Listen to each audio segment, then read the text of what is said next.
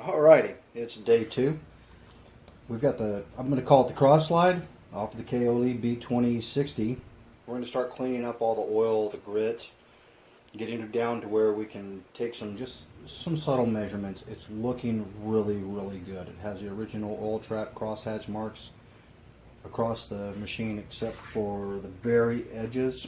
That might be normal, might not be. We haven't flipped this over yet because we have to remove some other pieces. So we're going to get to cleaning this up.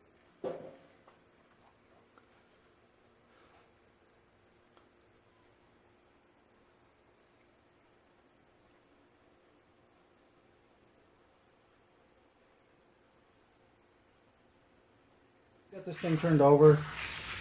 This is the surface that rides on the roller bearings. It looks really good. I think we can work with that. Just a light stoning before we get it back on. Over here on the B-way. It also looks really good. This machine doesn't really have a way for oil to get back to this underside right now. We'll probably add something in to keep these, at least the troughs, full.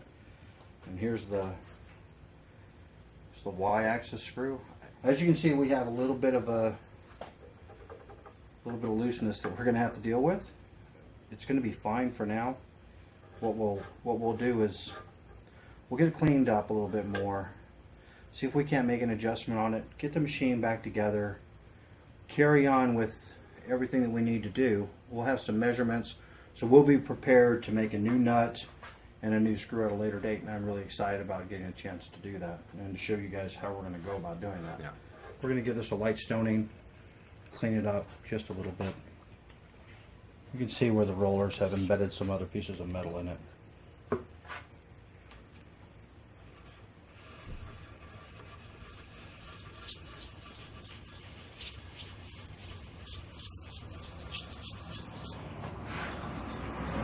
These are an old synthetic stone, so most of what you see is the stone breaking down.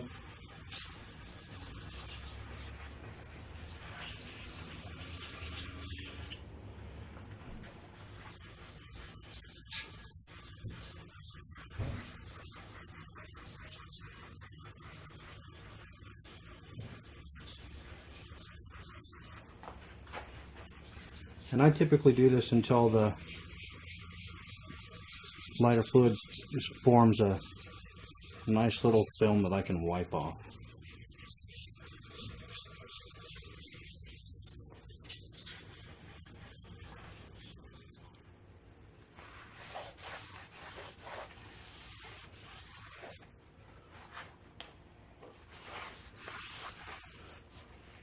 I'm not wanting to change the size of any of the existing surfaces on this machine until we get it back together and we're able to take some measurements. We had no choice but to take it apart initially. It was sitting in the back of a truck, and that's the only way to get it out.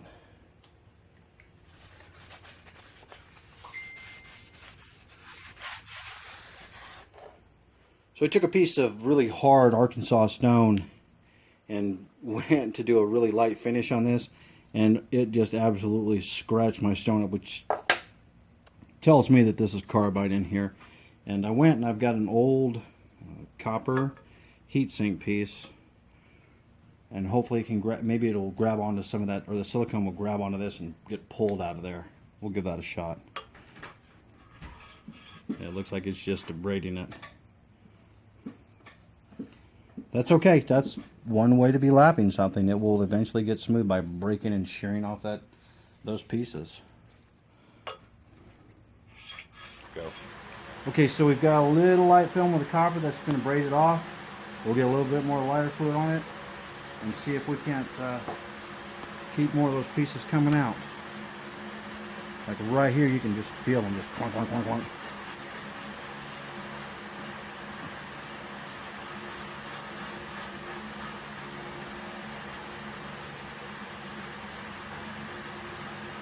Yeah, a lot of them are piling up right there.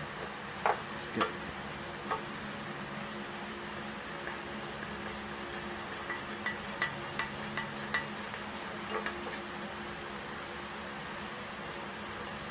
We're doing this instead of trying to scrape it, because like I said, I don't know the condition of the machine. If I did, maybe we could do something a little bit different.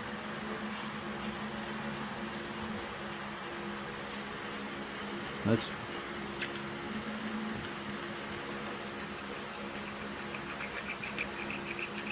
what we can, you know what I think we could do?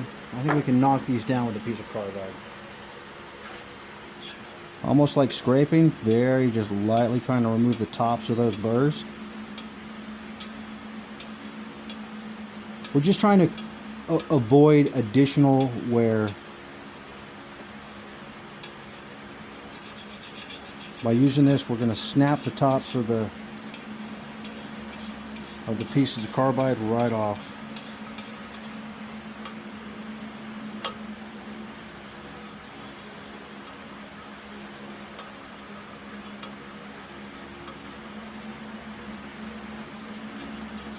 So I don't think you can grabs.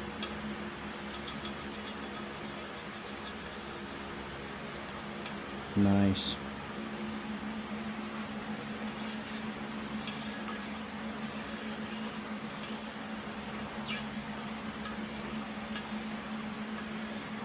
I can feel it having a tick tick tick effect, but going back across it, it's done. Clean.